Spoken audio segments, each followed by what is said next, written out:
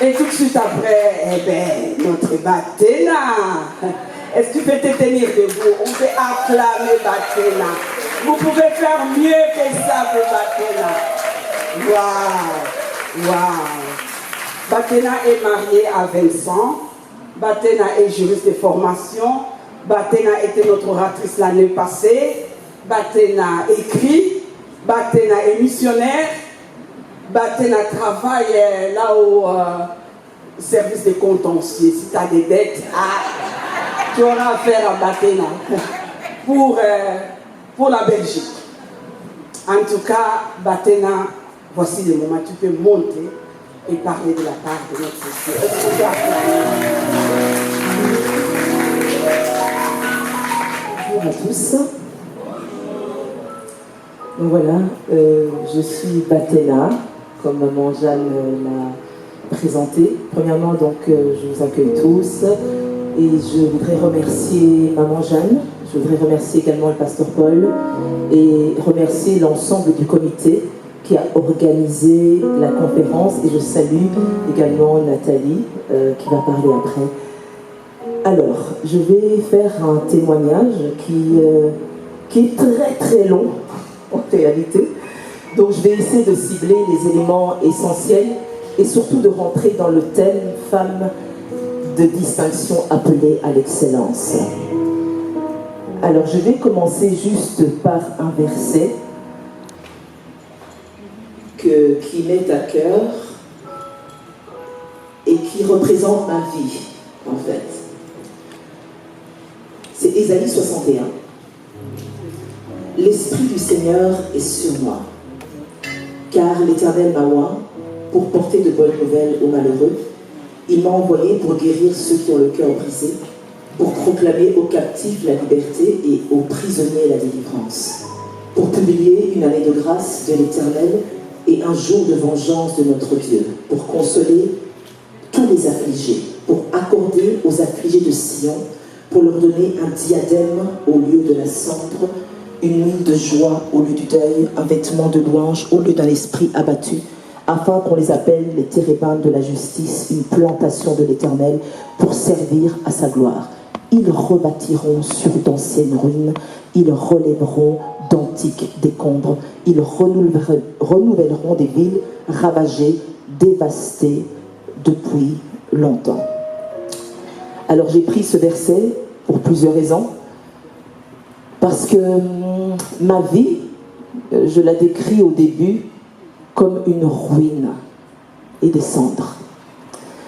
C'est-à-dire que je vais partir de mon enfance jusqu'à un certain point.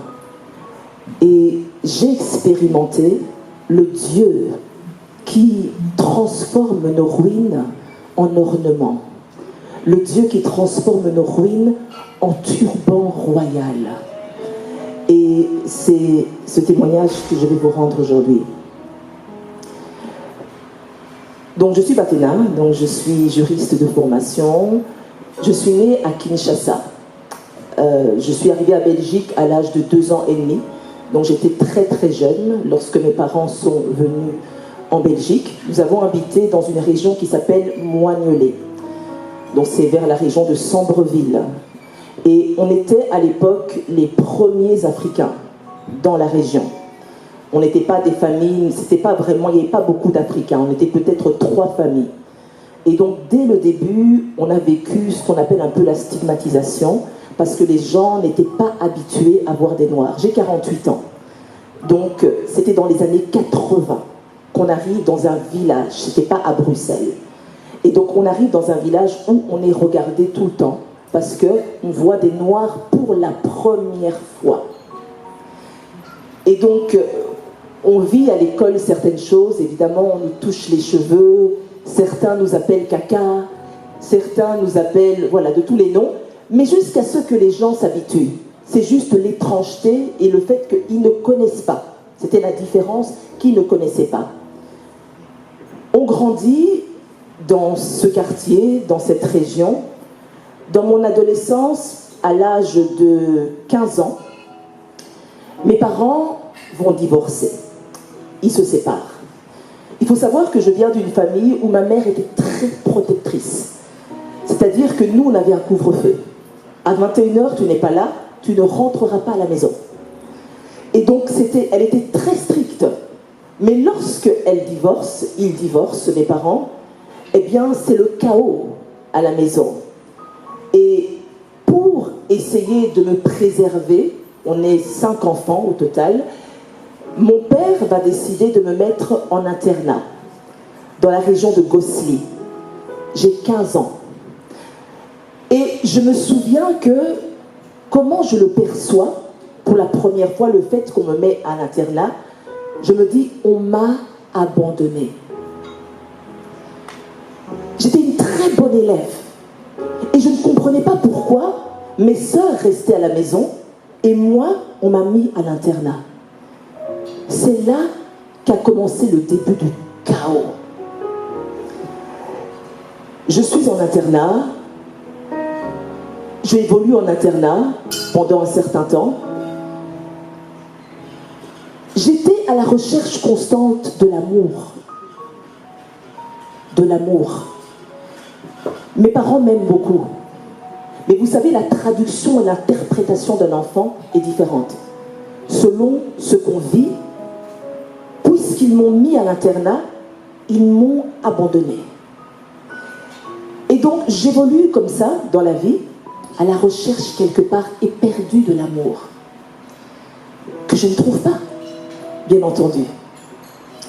J'arrive à l'université, j'ai 17 ans, 18 ans, je suis à l'université, et là, je vais connaître un groupe qu'on appelle Students for Christ, les étudiants en Christ. Il faut savoir donc que j'ai rencontré le Seigneur, on m'a parlé du Seigneur pour la première fois à l'âge de 12 ans. Ma mère parlait de Dieu à la maison, mais j'ai entendu l'histoire de la croix pour la première fois à l'âge de 12 ans. Et c'est là que j'ai fait une acceptation dans mon cœur. J'accepte le Seigneur dans mon cœur. J'arrive à l'université. Maintenant, je vais commencer à évoluer dans la connaissance de Dieu au travers de SFC, les étudiants en Christ. Donc j'évolue avec eux à l'université à un certain moment. Ensuite, je vais aller à l'église de Jean Blou parce que mes voisins allaient à l'église de Jean Blou. Et je vais aller là-bas et je rencontre le pasteur Bondo. Je venais de façon sporadique, en fait, à l'église. Je n'étais pas une habituée de l'église. Je viens, je pars. Mais, personnellement et spontanément, je dis, je vais faire mon baptême. Et donc là, je devais avoir 19 ans. Je décide de me faire baptiser. Mais je ne vais pas toujours à l'église, je suis pas constante. Je finis l'université.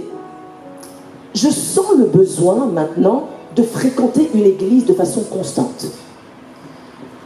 Mais je ne vois pas où aller. On est dans une fête de famille avec quelques personnes et une personne qui a bu et qui est saoule, elle dit, moi je fréquente telle église. Mais moi ça vient dans mon oreille. Mais elle a bu. Je vais maintenant aller voir dans cette église qui était à Bruxelles. Je rentre pour la première fois à l'église, c'est la lumière des nations. Dès que je rentre, je dis, c'est mon église. C'est là. J'entends le message. Je me dis, ça c'est mon église. Dans ces temps, dans l'église, ça sera là que Dieu va commencer à me former. Et si je dois dire former, c'est pour dire plutôt me broyer. Pourtant, on était à l'église. Je vais commencer à être broyée à l'église, mais en même temps être formée. Parce que c'est là que je vais apprendre le service. Et en servant le Seigneur, je commence à comprendre les dons que j'ai. C'est en servant. Mais je me souviens que dans mon église, on parlait beaucoup de la découverte de la raison d'être, la raison d'exister.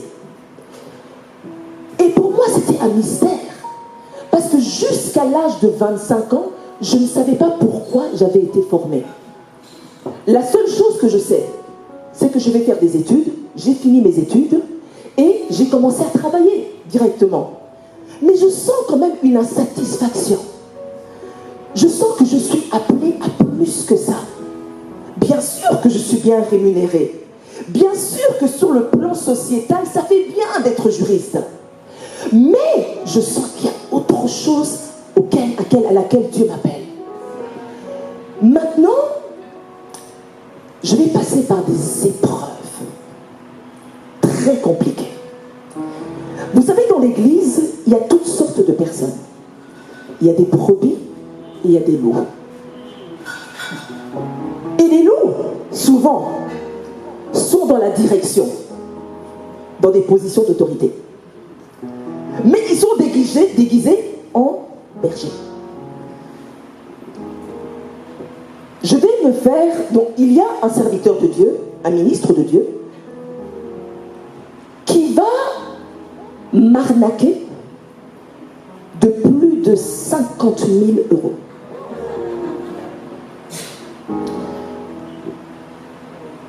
Mais il m'avait demandé de lui prêter de l'argent, de faire un emprunt pour lui.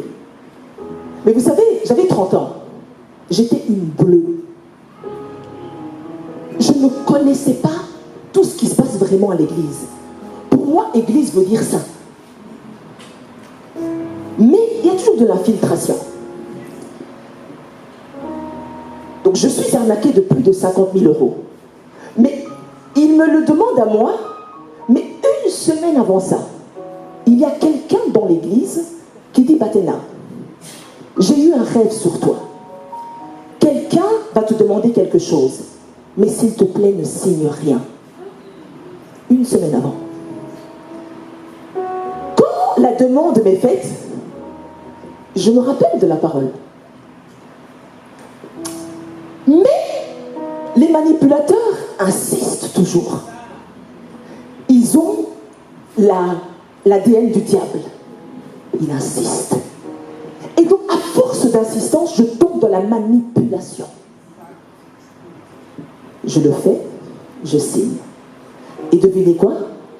Je vais payer. Au début, ils payent. Mais je vais payer toute cette dette moi-même. C'est après que je vais le dire à mon pasteur. Il me dit: mais pourquoi tu ne m'as pas dit?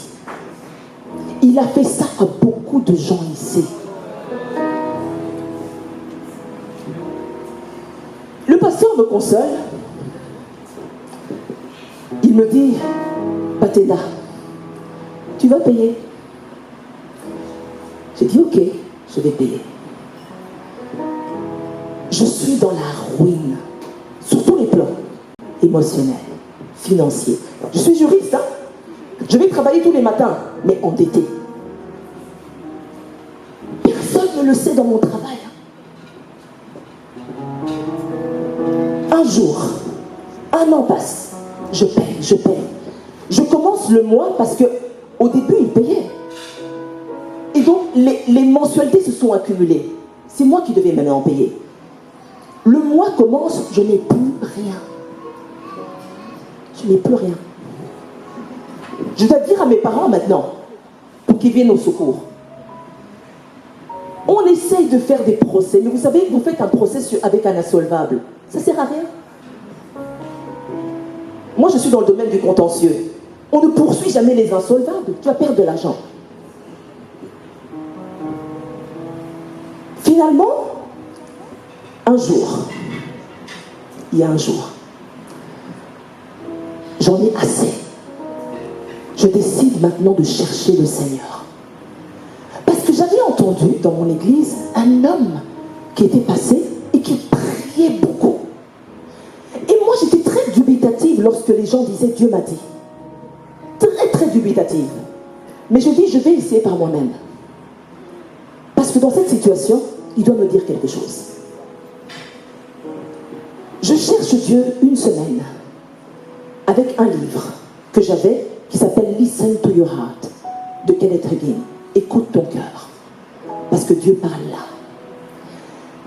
Je cherche une semaine, rien du tout.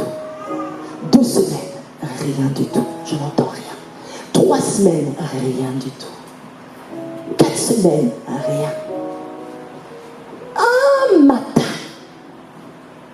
Il est 6 heures du matin.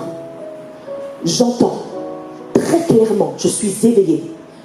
Il me dit, Bathéna, Bathéna, j'ai vu ce que tu as traversé. Je te libère dans ta saison de faveur. J'ai été éveillée. C'est pas quelque chose que j'ai inventé, parce que j'ai cherché que Dieu me parle. Maintenant, la semaine qui va suivre, je suis dans mon appartement, le toit de ma maison, l'eau commence à couler. Ça coule. Comme l'eau coule, je me dis, mais Dieu vient de me parler qu'il y a la faveur. Comment ça se fait que le toit est en train de couler? L'eau du voisin, la salle de bain, coule dans mon appartement. Je suis dans la station de métro, à un certain moment, j'entends. C'est un trouble de jouissance. Appelle le propriétaire, demande de ne plus payer de loyer. J'hésite, j'appelle, je dis, écoutez, il y a un trouble, ma maison, l'eau coule. Et je lui demande, est-ce que vous pouvez diminuer le loyer? J'ai changé la phrase. Lui m'a dit, mais non, ne payez plus du tout de loyer. Maintenant, je vais rester 9 mois sans payer de loyer, avec un toit réparé. Ensuite, je vais rentrer chez ma mère. Je rentre chez ma mère, bon, je passe beaucoup de détails. Je vais rentrer chez ma mère. Elle me dit, prends un appartement pour toi. Moi, je dis, mais maman, c'est difficile. Elle dit, prends l'appartement, ça ira. Je rentre dans cet appartement. Il y a 2 chambres. Je n'ai pas un seul fauteuil. Je n'ai pas même une chaise. Il n'y a rien. Je dois débrouiller maintenant pour remplir cet appartement. J'ai un rêve où je vois la personne qui m'a volé de l'argent et il me dit, et je suis en train de l'appeler et de le menacer. Je lui dis, rends-moi mon argent. Rends-moi mon argent. Je vois qu'il vient derrière moi me donner une grosse somme d'argent. Je me réveille. Je sentais encore l'argent. Maintenant, ma sœur m'appelle 2 jours plus tard. Elle me dit, j'ai une amie qui cherche un appartement. Parce que toi, tu as 2 chambres. Est-ce que tu peux être colocataire avec elle? Au départ, je dis, après je comprends, mais d'où va venir l'argent? Et elle va venir habiter chez moi. Et elle va tout meubler. Elle meuble tout.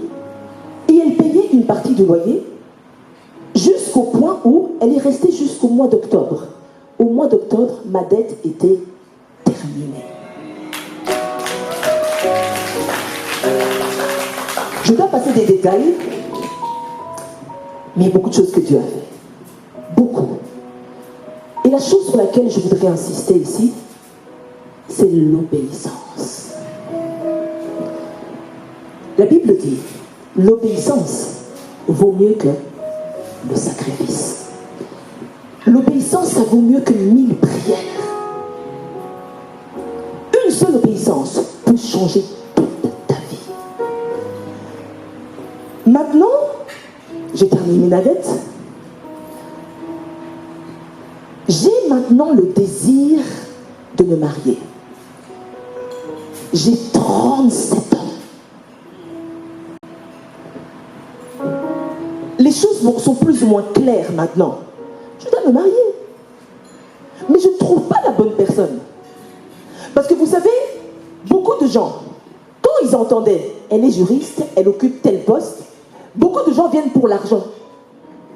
Il y a des hommes comme ça, des hommes escrocs, qui te demandent même que tu prennes l'argent que tu as pour les doter. Mais oui, ça existe. Mais je vous assure que ça existe. Ou certains, ils voyaient peut-être que j'avais 37 ans, ils se disent, elle ne peut pas concevoir, elle est trop vieille. J'ai vécu ça. J'ai commencé à prier. Avant cela, ma dette termine. je veux me marier. Je vais découvrir que j'ai un cancer au niveau de l'utérus. La ruine continue. Mais je continue à prier. Je prie avec un homme de Dieu qui s'appelle le docteur Abraham. Et j'ai une amie très chère qui s'appelle Marie. Elle a pris mon cas à cœur. Elle a intercédé pour moi parce qu'elle savait qu'il y avait une opposition au niveau du mariage. Elle a prié pour moi. On a passé du temps avec le docteur Abraham, une journée tout entière. Il a consacré de 9h jusqu'à 16h, je ne sais plus quelle heure, jusqu'à 18h. Il a dit maintenant, Bathena, c'est bon, c'est fini. C'est bon, c'est fait. Et c'est là que je vais découvrir après que j'ai un cancer. Je continue. Une semaine après, il y a les soirées de gloire du pasteur Marcelo. Je suis amie avec ce monsieur-là, qui est mon mari. On est amis sur Facebook, mais on ne se connaît pas. On ne se côtoie pas. Mais un jour, je me souviens, je suis avec mon ami au restaurant, on est au Pizza Hut, on mange une pizza, et je tombe sur sa page. Je ne le connais pas. Et je vois qu'il voyage partout. Il aide les autistes. Il fait cela, il y a des actions. Je dis à mon ami, ouais, il faudrait un mari comme ça en fait. Hein. Je blague. Je blaguais. Maintenant, la semaine qui va suivre, c'est les soirées de gloire du pasteur Marcelo. 3 jours de soirées de gloire. Je vois quelqu'un de loin qui est garde du corps sécurité du pasteur Marcelo. Je dis à mon ami, mais est-ce que c'est pas le monsieur qu'on voyait là? Elle dit, on dirait. Hein? Vous savez les amis, on dirait que c'est lui. Hein? Mais dans mon cœur, j'entends, c'est ton mari.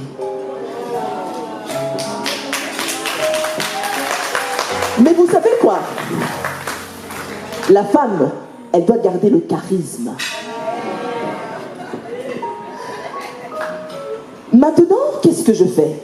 J'entends qu'à la fin de la soirée, on dit que on propose en fait aux gens de pouvoir participer au noyau Compassion Internationale, de faire un don. Mais la seule personne que je connais vers qui je peux faire un don, c'est lui, c'est mon ami Facebook. J'envoie un message. J'aimerais faire un don auprès du noyau Compassion. Qu'est-ce qu'il a fait? Il m'a remballé. Il m'a remballé. Il me remballe maintenant chez qui? Chez le pasteur, donc chez le responsable. Donc je le fais, je vais faire mon don auprès du pasteur. 6 mois passent. Je n'ai plus jamais fait de tentative. Hein. 6 mois sont passés. Maintenant, c'est lui qui me contacte, mais je le vois avec comme un billet sur une photo. Mais il n'y a pas le texte, donc je ne comprends pas. J'appelle mon ami. Je dis, viens voir un peu. C'est quoi ça, cette photo-là? Elle me dit, on dirait une invitation au cinéma. Hein? Moi, je dis, mais on ne se connaît pas, c'est pas possible. Elle dit, bon, demande un peu qu'est-ce qu'il veut. Je dis, ok, je dis, qu'est-ce que tu veux? Poliment, bien entendu. Et toute la forme. Et donc, il dit, ah, j'ai oublié de mettre le texte. Il dit, je suis en train d'aller au Sénégal et je cherche des sponsors. Alors je dis, peut-être que c'est un escroc. Et peut-être que, je ne sais pas, mon ami, moi, je dis, qu'est-ce que je fais? Elle dit, mets une petite somme où tu sais que tu vas perdre. Je mets la petite somme. Mais vous savez, j'étais la seule à avoir mis la petite somme. Et donc lui m'appelle, me dit merci parce que tu es la seule sur la liste qui a mis quelque chose. À mon retour au Sénégal, pour te remercier, je vais t'inviter. Il va m'inviter au restaurant. On se voit pour la première fois. Pendant le Sénégal, nous parlions, on parlait, on discutait. Il va m'inviter. Et là, lui sait que que je suis sa femme. Moi, je sais que c'est mon mari. Mais la femme reste charisme. Je ne dis rien du tout. C'est 2 mois après, je crois, je le vois en train de trembler. Trembler. Il me dit, j'ai la certitude que c'est toi ma femme.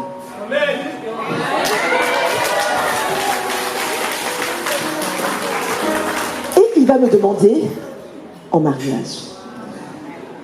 Et notre mariage n'a été que miracle après miracle. Il y a un détail que j'ai oublié d'apporter. Avant que je ne me marie, j'avais réussi un examen de promotion. Et on m'avait payé rétroactivement. J'avais plus de 10 000 euros sur mon compte. Mais j'ai dit ceci, je garde ça pour le jour où je vais me marier. Mais il n'y a personne encore en ce moment-là en perspective. Et on s'est mariés, lui a apporté sa contribution. Notre mariage était un miracle. Lui reçoit même la dot le jour où il doit me doter. Il va recevoir la dot à 16h. Le rendez-vous avec les parents est à 18h. Le jour où on se marie, nos alliances, on va les payer à 17h30, quelque chose comme ça, avant que le magasin ferme, l'argent tombe. On l'a vécu par la foi. Et on est rentré comme ça dans le mariage. Je passe des détails. Maintenant, en 2018, je suis toujours dans l'église. Il y a un détail que je dois apporter. Dans mon église, mon pasteur, le principal, va décéder en 2012. Donc, je reste 8 ans avec mon pasteur. En 2012, il décède. L'église se vide. Tout le monde part. Moi, je suis restée. Pas que je ne sais pas où aller. Je continue à servir au sein de l'église. En 2012 encore, plutôt en fin 2012, à la fin des 8 ans, c'est son épouse qui va reprendre. Et donc, je vais rester là. Mais vous savez, c'était très difficile. C'était très, très compliqué. Parce qu'on était peut-être une dizaine. Je devais faire plusieurs services à la fois. Mais c'est là que j'ai appris à prêcher. C'est là que j'ai appris à chanter. C'est là que j'ai appris à modérer. C'est là que j'ai appris la table de mixage. J'étais dans tous les services. Mais nous étions épuisés. Épuisés. Mon mari va nous rejoindre à l'église. En 2018, il y a un prophète qui vient de nulle part. Il s'appelle le prophète Gomer, la gravière. Je suis dans un coin quelque part. Je suis encore recroquevillée, sous le poids de la douleur par rapport à la charge même à l'église. Il va prophétiser sur moi et il va dire ceci. Il dit, jeune femme, tu ne vas pas rester dans cette église. Il dit, je te vois que tu as une mission apostolique pour les nations. Tu iras à gauche, à droite, pour 1 semaine, 1 mois, pour proclamer ma parole et pour briser les murs de la religiosité. Le temps passe. On commence maintenant à voyager avec mon mari, avec le pasteur Marcelo. Notre premier voyage missionnaire, c'était en Haïti. D'Haïti, on va aller à New York. De New York, on va aller en Côte d'Ivoire. Ensuite, on va aller au Niger en 2021. Au Niger, qu'est-ce qui va se passer? Le pasteur principal, un des pasteurs, qui s'appelle le pasteur Samuel, va m'inviter l'année suivante pour venir au Niger. On est plus ou moins en 2019. C'est le Covid. Je vais faire une chanson un duo avec une amie que je connais qui s'appelle Vanessa. On va faire un duo et c'est le temps où Majabou, qui est c'est un centre de gospel, une organisation qui crée le gospel, qui est à Kinshasa. Elle va envoyer notre duo à Majabou. Ils vont remarquer ça. Maintenant, ils vont aller consulter notre page. Parce qu'en 2019, je m'étais enfermée. Et j'ai commencé à prier, comme je l'avais fait auparavant. Pour cette fois-ci, trouver la raison pour laquelle je vis. Et Dieu va m'inspirer de faire des poèmes chrétiens. La dame de Majabou, qui est le CEO, va remarquer les poèmes. Et elle va demander, est-ce qu'elle peut faire ça pour nous, Majabou? C'est comme ça que je vais faire un poème pour Majabou. Et on a commencé à travailler pour eux. Je me retrouve dans des télés à Kinshasa, partout. Au point même, je ne voulais même pas regarder parce que j'avais honte de voir ma tête dans des écrans. Maintenant, quand on décide d'aller au Niger, puisqu'on est rentré en contact avec Majabou, on se prépare maintenant pour notre première mission, nous deux, au Niger. C'est là que on a un appel téléphonique un mois avant qu'on parte au Niger, du pasteur Roy Bondo. Il appelle mon mari et il lui dit, j'ai vu votre mission au Niger. Et il dit ceci, m'autorisez-vous à payer vos billets d'avion? Et c'est comme ça qu'on commence la première mission, entièrement payée par le Seigneur. Du Niger, on va rencontrer un homme de Dieu, John Migan. Je suis en train de prêcher et maintenant il me demande, donc à la fin de ma prédication, il va me demander, vous devez venir au Bénin l'année prochaine. Je dis, je vais demander à mon mari. Il a aimé la démarche. L'année suivante, je pense même c'est en cours d'année, on se retrouve au Bénin. Ensuite, du Bénin, on va aller en Côte d'Ivoire. Ensuite, de la Côte d'Ivoire, on va aller au Sénégal. Du Sénégal, on va aller encore au Togo. Du Togo, on va aller au Tchad. Et c'est comme ça qu'on a commencé à parcourir les nations. Et pourquoi je vous ai donné ce passage de Ésaïe 61? C'est juste pour dire à quelqu'un, Dieu peut prendre une vie ruinée. Il peut prendre une vie qui n'a pas de forme, une vie qui est comme de la cendre. Et lui-même, il en prend tous les fragments, tous les éléments, et il forme un turban royal.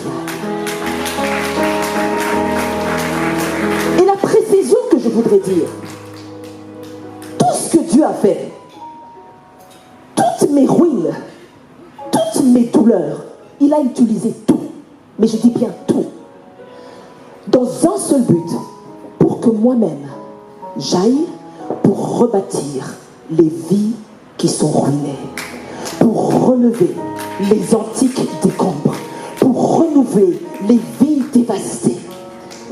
C'était juste pour ça. Il voulait faire juste de nous des térébinthes de la justice, une plantation de l'Éternel pour servir à sa gloire. Amen. Que Dieu soit béni.